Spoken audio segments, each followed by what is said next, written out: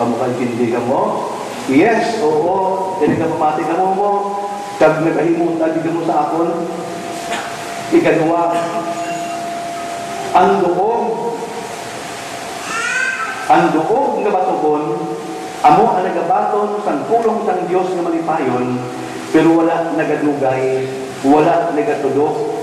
Kag kontringiya, kung mag-abot ka rin ang kapipitan, ang paghingabot, nagabiyak sila gihadayon sa ilang mga hinikuton.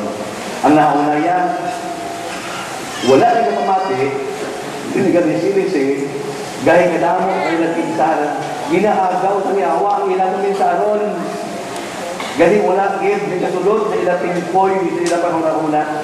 Ay, katatlo, ang doog na talungon, ini naman niya, ginapaanggit sa mga tao na nakabati sa pulong ng Diyos, pero ang mga pitsi-pitsi na, mga palalibban, ang mga wala dito, ang wala importantiya, ang mga sadya-sadya, ang mga yagangyang, ang ibang sada ng mga sahib, nagabiya sila tungod kay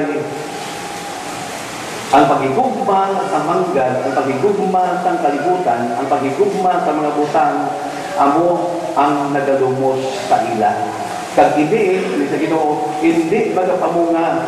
Kag kung magpangamunga gid man o pahon kung kumay.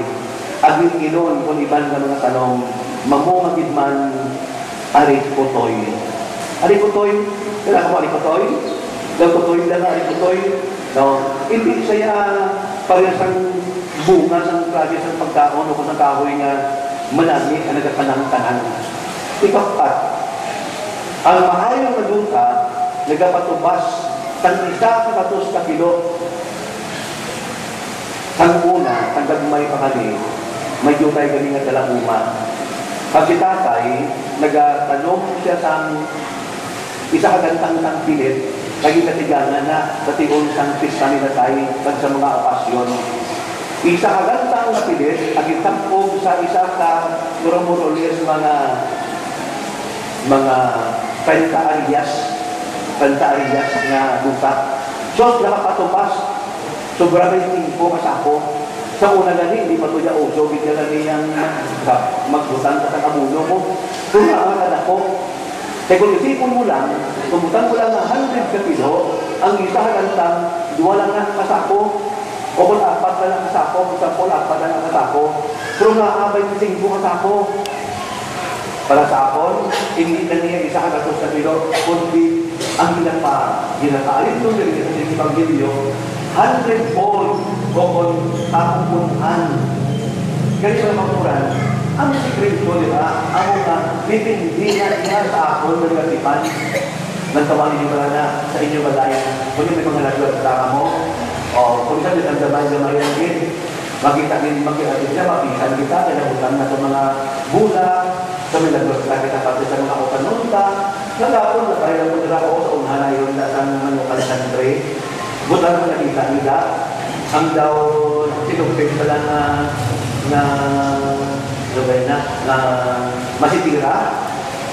Tapos, sa tambok-tambok sa tanong ng okra. Nakita kayo pisan, malagin nyo, ang kapuhin na itong subong, pahapos, hindi ka na mangahoy, sa nakahoy, alam na sa palibot mo, nabakal na lang. Abin nyo, ang isa sa mga bagay, ito sa atong naligulanan sa una, ang ganda, ang trabaho, ang mga values, pero nag-aamat-amat na dula sa buong panahon, sa buong mga kabataan.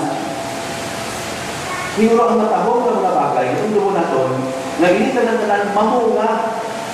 Init na lang ginayong natin mamunga, gitman. Nagtawa niyo kahapon na tumigamang po sa kalabay, kilala ko. Niya sa akon, kabigyan ko sa akon. Kabugday sa ako parabuhi. Wala na ako na bata naka-ubra na, kag may piludunan. Niya po ako yan, wala ako na sa akong na bata. Niya po, Father, bisan mo kayo na may puno, bigyan akong bulsa. Ito ang sinigito mo ako. Niya pa kita, wala po sa patuon sa una, ibang di pala, kasi buligan po na kalakas sa ibang mga function, kaya muna nagpadala sa akon, nagagunan. Kaya muna para sa akon, kung Kristo na natin panggas, nga namunga na sa maayo at sayo ng bunga, O may kalandili ka, nanay na 75 years old ang birthday, malipayo ang bubos na panimalay, ito mo na ang pinhi, hindi lang pagtuo, walang bili, ang ituklok sa kabataan, na bunga na ang nagatulog brapagali ang bunga. Kaya muna kung ang taon natin, sa ato kang mga buhi, kung nagpanggas ka ng tuod, ay nagatanong ka, witiron na mga binaya, and it will bear fruit even 100 times, or even 60 times, or even 30 times. Kaya nga, iba sa ato na kulbaan, nahadlo kita mamanggas, nahadlo kita magtanong, kay basi masiling iba niya, kasi basi makakay malang ni, o basi malang kawato, malang isang iban, ukot basi hindi manimamunga. Ang abidyo ang pagpanggas, hindi lang sa tanong, magpanggas sa pahigugma, partikular sa mga kabataan mo, later on, subong hindi pa na nila makita, kung sa uli, kumadlaw, mapantangin na nila ang sakripisyo sa ginikanan. Di para sa akin, amunan isa kabagay na magkapahanong doon sa aton tanan-tanan, ang Diyos na dahatag sa aton, tanbisan ano ng kabagay, agod na dinito natin, tungkol kay ang Diyos maayaman, ang Diyos maayo, nahigugmaon siya, wala siya nagapabaya, kita lang ang nagapabaya. Amo na ganit kung kuha ko man natin kung isa, mabahid sa mga hirikot ng simbahan, bahid sa pagsimba lang kayo siya, madamo bigyan sa kagapal nakairis ka na, tapos may ginapinta ka pa ito nga, ay, may lalabahin pa ko ganito. Lakad ko ka lang sa simbahan, nagpagkarado ka ng masimpa ka ito, ay, ang tala na lang ang mga pitsi-pitsi, ng mga bagay, sa pakon taman.